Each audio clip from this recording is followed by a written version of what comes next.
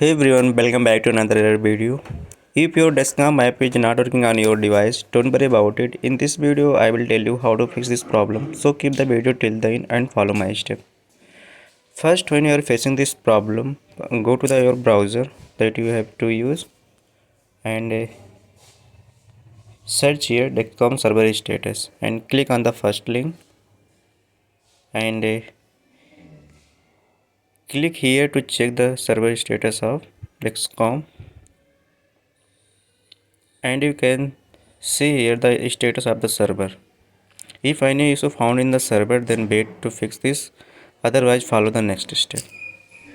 The next is long press on the app and go to the app info and click on the cache and storage and clear cache and clear storage. After doing this step, check the problem. If it persists, then next is uninstall and reinstall the applications. After uninstall and reinstall the application, log in again and check the problem.